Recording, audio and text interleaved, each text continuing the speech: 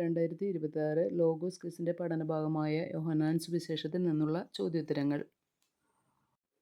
യേശു സുഖം പ്രാപിച്ച തളർവാദ രോഗിയോട് മോശമായതൊന്നും സംഭവിക്കാതിരിക്കാൻ എന്താണ് പറയുന്നത്?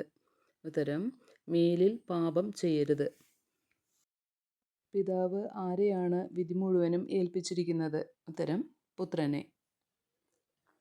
പിതാവിന് തന്നിൽ തന്നെ ജീവനുള്ളതുപോലെ പുത്രനും തന്നിൽ തന്നെ ജീവനുണ്ടാകുവാൻ അവിടുന്ന് എന്താണ് നൽകിയിരിക്കുന്നത്? ഉത്തരം: വരം. പിതാവ് മനുഷ്യപുത്രനായതുകൊണ്ട് വിധിക്കാനുള്ള എന്താണ് പുത്രന് നൽകിയിരിക്കുന്നത്? ഉത്തരം: അധികാരം. കല്ലറകളിലുള്ളവർക്കെല്ലാം എന്തിനുള്ള സമയമാണ് വരുന്നത്? അവൻ്റെ സ്വരം ശ്രവിക്കുന്ന. യോഹന്നാൻ എന്തിന് സാക്ഷ്യം നൽകാൻ വരുന്നു എന്നാണ് യേശു പറയുന്നത്? ഉത്തരം: സത്യത്തിന്.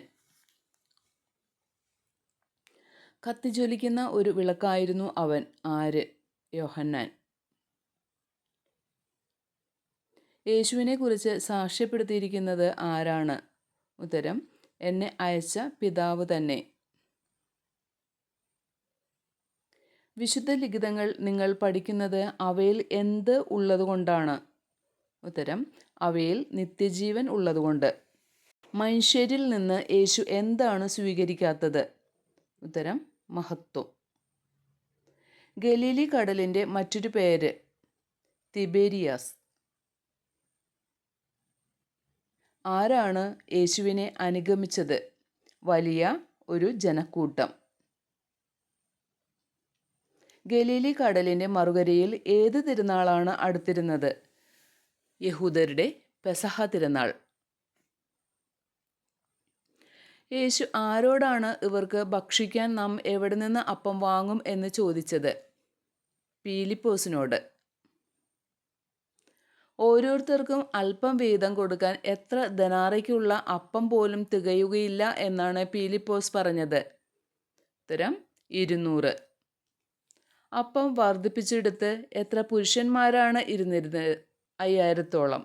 ജനങ്ങൾ ഭക്ഷിച്ചതിന് ശേഷം മിച്ചം വന്ന അപ്പക്കഷ്ണങ്ങൾ എത്ര കുട്ട നിറയെ ശേഖരിച്ചു? 12. അവൻ പ്രവർത്തിച്ച അടയാളം കണ്ട ജനങ്ങൾ യേശു ആരാണെന്നാണ് പറഞ്ഞത്?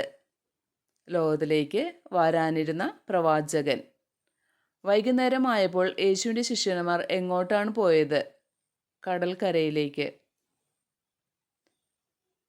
അവർ ഒരു വള്ളത്തിൽ കയറി കടലിനക്കരെയുള്ള എങ്ങോട്ടാണ് പുറപ്പെട്ടത്? കഫർനാമിലേക്ക്. 25-30 സ്ഥാദിയോൺ എത്ര കിലോമീറ്ററാണ്? 5-6 കിലോമീറ്റർ. ജനക്കൂട്ടം വള്ളത്തിൽ കയറി യേശുവിനെ തിരക്കി എവിടെയാണ് എത്തിയത്? കഫർനാം. പിതാവായ ദൈവം യേശുവിൻ്റെ മേൽ എന്താണ് വച്ചിരിക്കുന്നത്? അംഗീകാര മുദ്ര. സ്വർഗത്തിൽ നിന്ന് നിങ്ങൾക്ക് അപ്പം നൽകിയത് ആരല്ല എന്നാണ് യേശു പറയുന്നത്? മോശ. ദൈവത്തിൻ്റെ അപ്പം സ്വർഗത്തിൽ നിന്നിറങ്ങി വന്ന് ലോകത്തിന് എന്താണ് നൽകുന്നത്? ജീവൻ. പിതാവ് എനിക്ക് ഡാഷ് എൻ്റെ അടുത്തു വരും പൂരിപ്പിക്കുക. നൽകുന്നവരെല്ലാം. അവിടുന്ന് എനിക്ക് നൽകിയവരിൽ ഒരുവനെ പോലും നഷ്ടപ്പെടുത്താൻ എന്ന് ഉയർപ്പിക്കണമെന്നതാണ് എന്നെ അയച്ചവൻ്റെ ഇഷ്ടം എന്നാണ് യേശു പറയുന്നത് അന്ത്യദിനത്തിൽ. പുത്രനെ കാണുകയും അവനിൽ വിശ്വസിക്കുകയും ചെയ്യുന്നവനാരോ അവന് ഡാഷ് ഉണ്ടാകണമെന്നതാണ് എൻ്റെ പിതാവിൻ്റെ ഇഷ്ടം പൂരിപ്പിക്കുക. നിത്യജീവൻ.